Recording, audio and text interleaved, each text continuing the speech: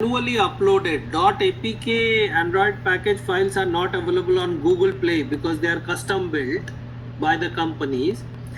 And the problems that generally arises is how to update the side-loaded Android apps. So obviously IT needs to build, IT will build these because these are custom built, and they need to individually upload or install it in each of the tablets and keep it updated.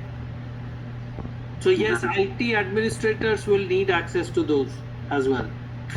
Yeah.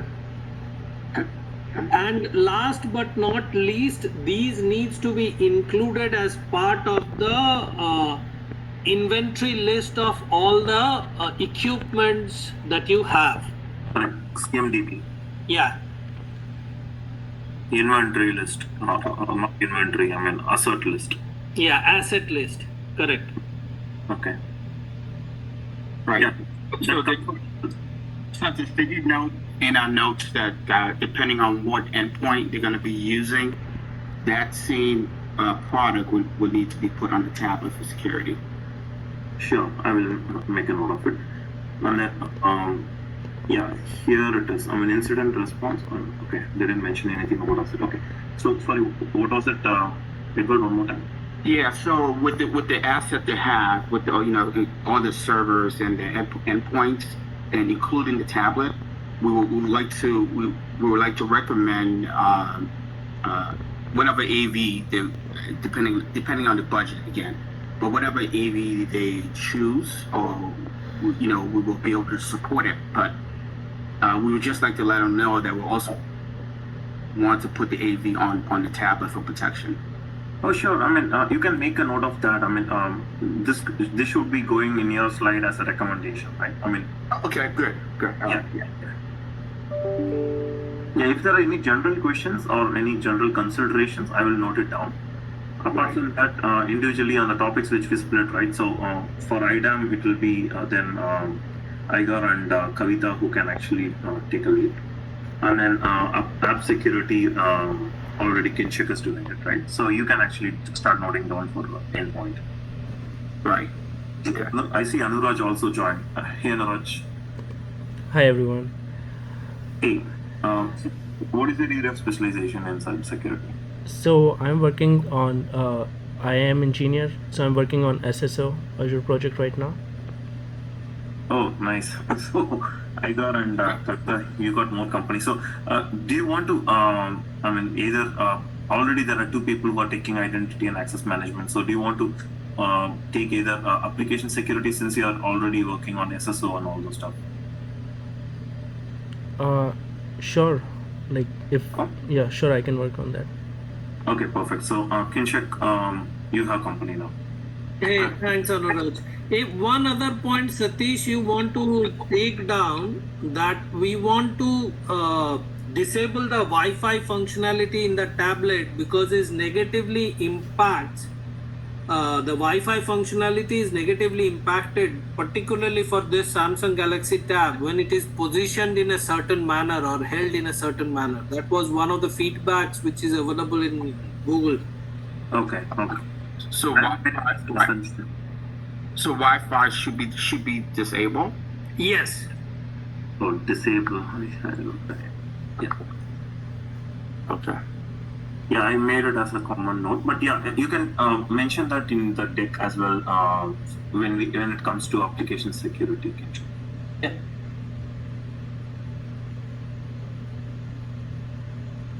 Any other points on application security? They don't have a overall org level what do you say, reference architecture, right? As part of the application development, I did not see anything. So that's one thing that they need to develop. In the application architecture diagram? No. When you say application reference architecture, it basically means that whenever you are developing an application, what all security considerations you should take. So it's kind of a handbook for a developer which is available within an organization, so that when he starts to code, he knows what all I should consider. Okay, got it. So where do you want to make that point here? It's part of application reference architect, application security consideration. They should have one of those. It's not there currently.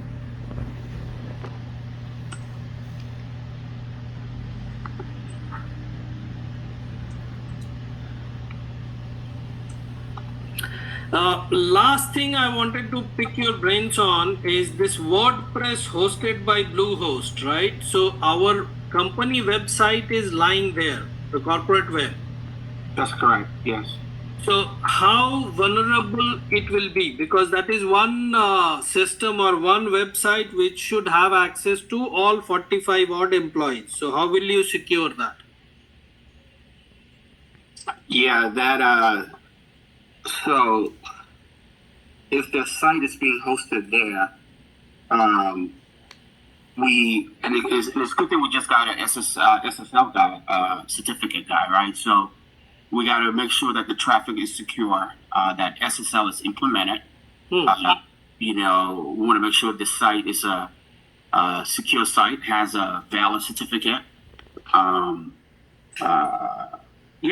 Things like that. We want to make sure the site is protected. Yeah. So. Okay. Why do you need secure connection to that public site? It's not my question. Well, because if it's a public-facing website, you need to have a SSL certificate installed on that site. Because if they're transferring confidential data over the network or to another location, first of all, and they have point of sale equipment. So no one wants to visit a site that's not SSL, have an SSL certificate on that site. No, I agree with him. I mean, you're trying to make it more secure with the SSL certificate validation, so it will not be easy for others who are not authorized to look at that website. Right. And, people would not be comfortable going to that site. Encryption. Right. Encryption to purchase whatever is selling. And I won't feel comfortable putting my credit card information on that site if it's not secure. But you are not. My understanding is this site is just has generic information.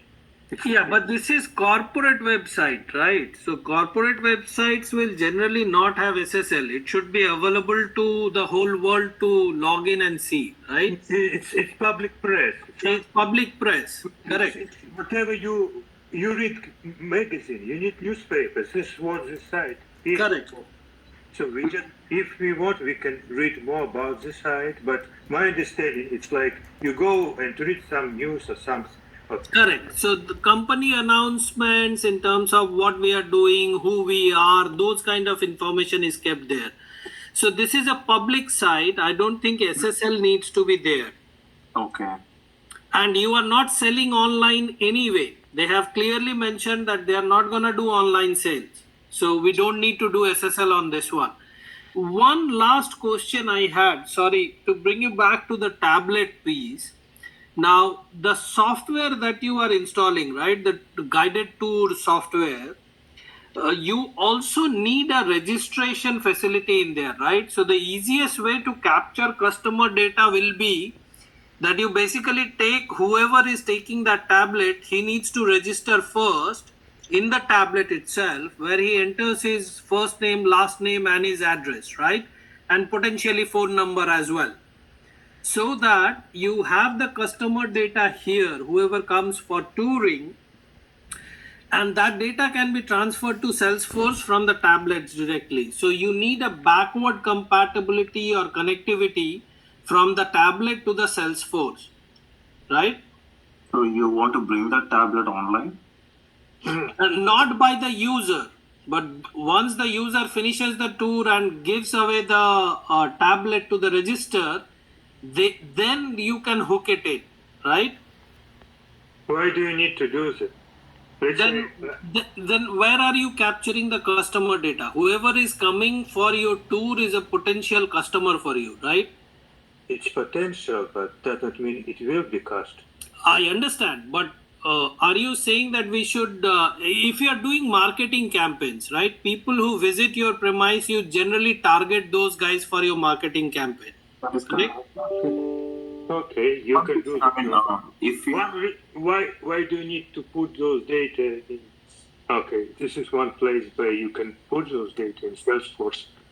so one question, if you don't, The only thing that is how to control that they will not steal those tablets. This is- exactly, I was about to ask the same thing. this is- No, so stealing the tablet is very easy, right? So when you come and say that I have a tour planned from the information desk or the reception, that is where you are given your tablet, right? And you need to return it back there.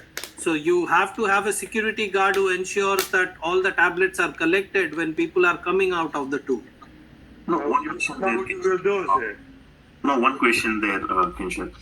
If we don't get the customer information upfront in our registry, right?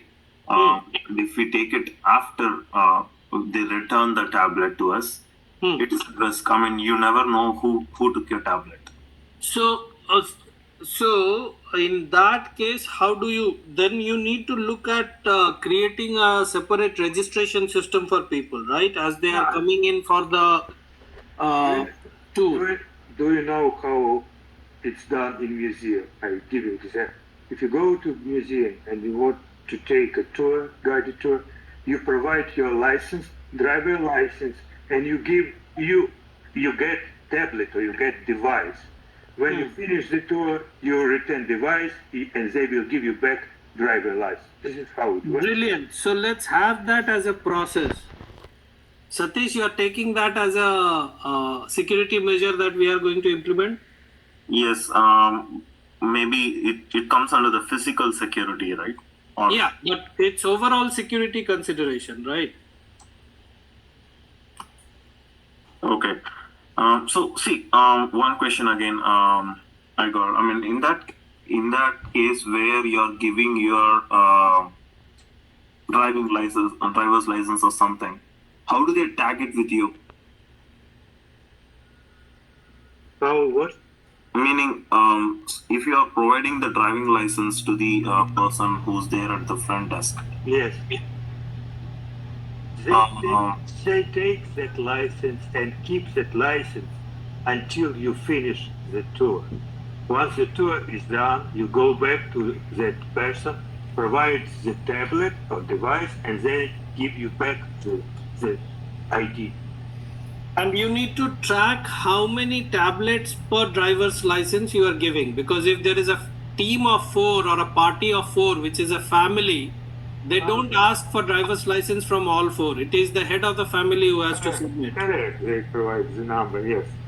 So you just need to keep that track, that how many tablets you are giving to a particular party against the driver's license. And I'm assuming that software needs to be there in their system somewhere if it is already not there.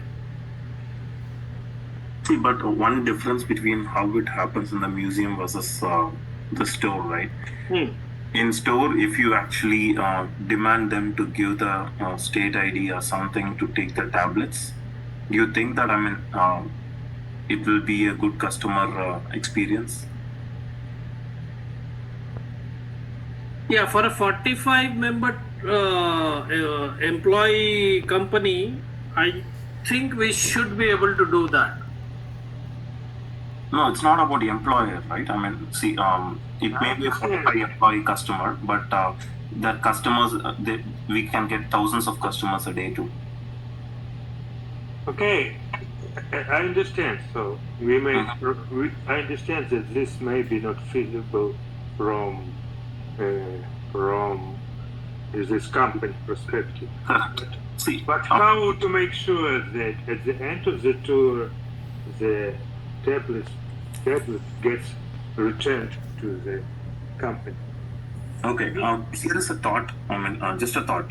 So what we can do is, when they come in for registration, maybe we can give them a temporary ID card or something, collecting that information upfront. Yeah, so basically the registration process, right, where the person submits his driver's license or any state ID, from where you can note down the name, address, phone number, the basic information, right? And issue a temporary ID card. That's what you're saying. And give back that ID, right? I mean, see, not many people will be comfortable giving their ID to a store for them to keep. See, at least I will not be comfortable if that is the case. Yeah, but generally, you're not talking about a general grocery store here, right? You're not talking about a Target or a ShopRite, or a Walmart. You're talking about a floor where people are coming to look at the brewing process inside a company floor, right? Mm-hmm. And that's very tightly secured. So I'll give you an example. So Scotland whiskey distillery, when we visited, they actually used to have guided tours, and one person will take 5 or 4 people and basically walk them through the whole thing. Now, if you are replacing that person with a tablet, you need to have security built in, right? And if you look at the tour floor plan, they actually do not have any restriction. There are only 2-3 doors overall, right? You have one door for entry, then there is one door next to the company intro history place, and there's one door from there to go to brewing area. That is correct. So the other option, no, that's going to be a costly one, right? So your temporary ID that I'm giving, before you walk into this place, which is point of sale and brewing area, you'll have to show your card for these gates to open. That could be part of your physical security. Yeah, that is actually a good idea. But in either case, Kinshak, my point was we should have a customer registration upfront. Yeah, agreed. Okay. No problems with that. Okay. Sorry guys, I'm taking the bulk of the time. I will shut up now.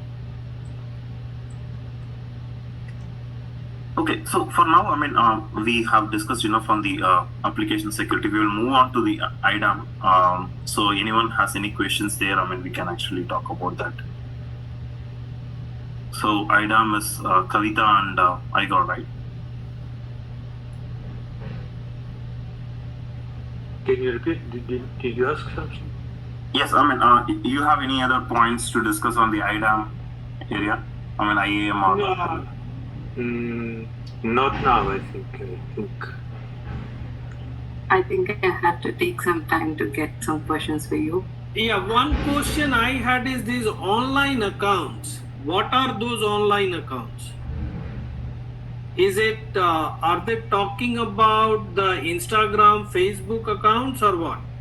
Because potentially what you can do is on Instagram, Facebook and everything, you can have the company Facebook page available only, right? Instead of people logging into their individual Facebook accounts, you can restrict that the only Facebook page available is that page, which is part of your single sign-on, right? So when marketing people log into their computer, their Instagram, Facebook and Twitter accounts automatically log into that, and you cannot come out of there. That's by default logged in. Actually, I remember there are some tools which actually controls all these social media platforms, Kinshak. So typically what they do is, I mean, one portal for managing all the, I mean, if they want to post it in Instagram or Facebook or anything, from there they can actually easily post it and read the comments which are there in Facebook and all those things. So, I mean, that is just one thing which I have observed, but I will let Igor and Kavita decide on how they want to handle on the online accounts. So online accounts, as we discussed, are role-based.